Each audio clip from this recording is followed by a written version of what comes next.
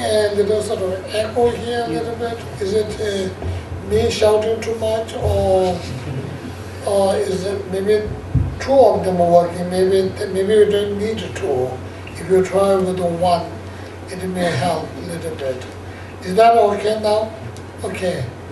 So they really to kick the butt of ego, and I call ego.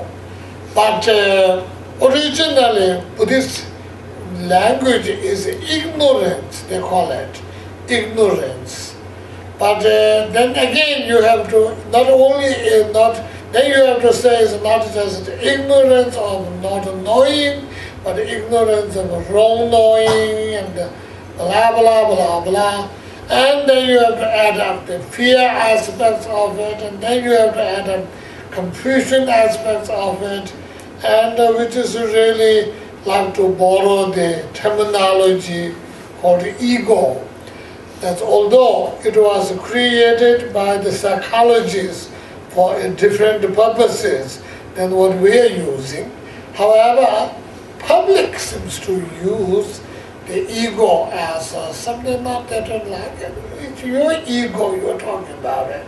And it's not that we like it, it's your ego talking. So people sort of turn down.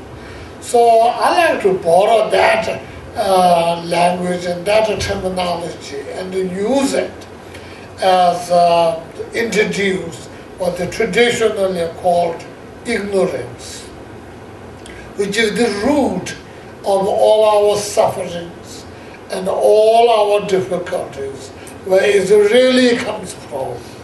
So that is the ignorance and the ego.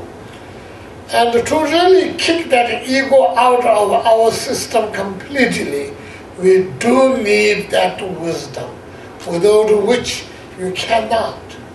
Without which you really cannot. So the wisdom is a must aspect of the Buddhist way, as well as the compassion. Without compassion, you're going to get nowhere. Nowhere. Without compassion, you're going to get nowhere. And then when I use the word compassion, normal English language as well as people's understanding, you will think of compassion to somebody who are poor, difficulty, suffering, very poor state of life. And we may be thinking that. But on the other hand, we should not forget ourselves. So though it's not a correct usage of the language, but I think I always say we must have a compassion for ourselves, which is really lacking with a lot of people. We don't have a compassion for ourselves. We pretend to have a compassion, or we build up some kind of compassion which might not even be compassion. Maybe a balloon suffering, pity feelings of somebody who is in a difficult situation, and we may identify compassion with that. And there's a lot of confusions on those. So, but the true compassion begins with the compassion for ourselves, thinking our own situation, our own reality, and then raising a question: how can I help myself? And if I don't help me, by me, who else will? And these are the very important questions to build a compassion for ourselves. And when we know how to build compassion for ourselves, then building compassion for others are quite easy. And if we don't know how to build compassion for ourselves, we try to build compassion for others. It's difficult. That compassion of ours will become pity feeling, looking down, all these problems that we face in our life are still there. Instead of solving a problem, it becomes another problem. So it's not right. So true, genuine compassion, His Holiness the Dalai Lama calls genuine compassion, or sometimes even he calls warm heart, a man-to-man feeling. That I don't include the woman, man in the same terms of, man in terms of human beings, human-to-human feeling. And that sort of a compassion, and sort of really important compassion, without which we're not going to get anywhere within the Buddha's teaching. So it is really two most important part of it. Essence of the Buddha's teaching, Four Noble Truths.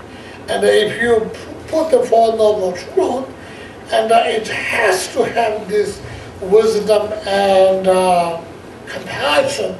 Otherwise, how it's going to be a Four Noble Truth even. And particularly first Noble Truth, truth of suffering. Truth of suffering itself is not looking outside and looking at the animal that's been run over by a car down in the street. That is one way of looking at. But what about me, the individual? Individual who has a lot of difficulties and the suffering. We must look in that way and bring the compassion. Combined with the Four Noble Truths. Truth of suffering is not only the suffering of others, but most importantly, suffering of ourselves, the self, the individual. And looking in that and developing compassion is the way we have to work. And so I better get back to the point, because of these two keys of the compassion and the key of the wisdom, especially the wisdom aspects of it. It becomes so important in these days, particularly these days. And why? I tell you why. Because today, the scientists are looking into it very carefully, because the purpose of the scientists are to solve the human problem. And the human suffering is a human problem. They are looking for solving a suffering. I mean, why should they spend time, money, everything, and bringing comfort to the human beings? That's what science do. That's the scientists, doctors do, and the medical people make the pills and try to relieve the pains of the people they are doing. Now they are thinking very carefully. It's been last 10 years or so. There's a tremendous interest by the great scientists, not the psychologists. When I say scientist, you probably say, yeah, psychologist. No, they're mostly physicists. And they're extremely interested in Buddhism, and particularly meditation. And that of the analytical meditation, not just meditation.